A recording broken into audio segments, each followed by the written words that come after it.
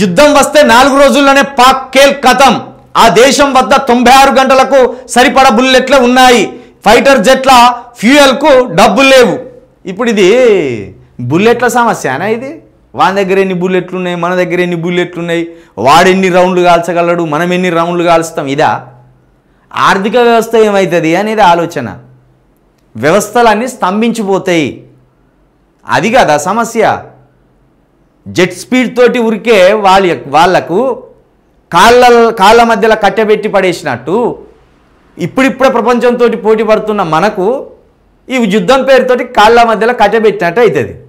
ఇదా ముఖ్యం? లేకపోతే మన దగ్గర తుపాకులు లేవు, మన దగ్గర బుల్లెట్లు కొన్ని ఉన్నాయి, మన దగ్గర కాల్చుకునే అంత బుల్లెట్లు ఉన్నాయి, గివా రాతలు రాసుకొచ్చేది? యుద్ధం వస్తే పాకిస్తాన్ మీద మనమే గెలుస్తాం, దాంట్లో ఏమాత్రం డౌట్ లేదు. ఎంత మన జనాభా ఎంత?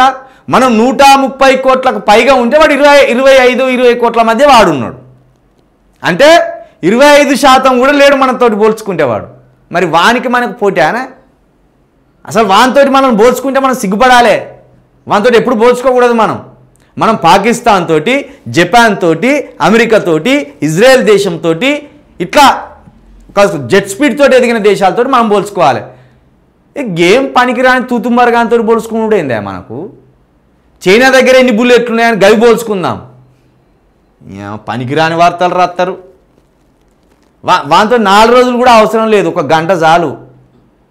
గంట చాలు మనకు పాకిస్తాన్ తోటి యుద్ధం చేయాలంటే. నిజంగా 25 కోట్ల మంది ఉన్నారు. ప్రజలంతా శత్రువులు అయితే కాదు కదా అక్కడ వాళ్ళు. మళ్ళీ అక్కడ హిందువులు కూడా ఉన్నారు కదా. ఆ 25 కోట్ల మందిలో ఏం తక్కువ 15 కోట్ల మంది అయినా హిందువులు ఉంటారు ఆడ. మరి వాళ్ళు మనకు కావాల్సిన వాళ్ళే కదా. ఎక్కడో బంగ్లాదేశ్లో ఆ హిందువుల మీద దాడులు జరిగితే బాధపడుతున్నాం. మరి పాకిస్తాన్లో ఉన్న హిందువులు మన హిందువులు కాదా వాళ్ళు? కాబట్టి సామాన్య ప్రజలతోటి మన యుద్ధం కాదు, మొత్తం అక్కడ ఉన్న పాక్ టెర్రరిస్టులతోటి, ఆ పాక్ సంబంధించిన అధికార యంత్రాంగంతో మన కోపం. ఎందుకంటే వాళ్ళే ఉగ్రవాదులను తయారు చేసి పంపుతాను అనేది మన అనుమానం. కాబట్టి 96 గంటలు కూడా అవసరం లేదు, అంటే 4-5 రోజులు కూడా అవసరం లేదు. గంట చాలు బార్డర్ దాటిపోయి అల్లా కల్లోలం చేసి రావడానికి. పాకిస్తాన్ బోర్డే పీకేసి అఖండ భారతాన్ని రాసి రాపూర్ ఏమవుతుంది? ఆ సోకోచి ఉన్నది కదా. ఇప్పుడు 130 కోట్లు ఇది ఇంకో 25 కోట్లు అవి ఉన్నాయి, అంత 160 కోట్లు అవుతుంది. అప్పుడు ఇంకా 50 కోట్లకు పైగా ఆకలి సావులు ఉంటాయి. సోకున్నది కదా అఖండ భారతు అని చేయి ఆ పని. బార్డర్ కలిపేసి పాకిస్తాన్ మొత్తం మళ్ళీ ఇండియా కలిపేసి అఖండ భారత్ అని బోర్డు పెట్టుర్రు, అయిపోయా. అప్పుడు అభివృద్ధి ఏం చేస్తారు?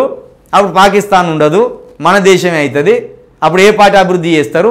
మళ్ళీ ఈ కుల మతాల కొట్లాట ఉంటుందా? అప్పుడు అది తెలుస్తాయి కదా. ఇప్పటికే మన దేశంలో 30 కోట్ల ముస్లింలు ఉన్నారు, వాళ్ళు 20 కోట్లు కలిపితే 50 కోట్లు అవుతారు కదా.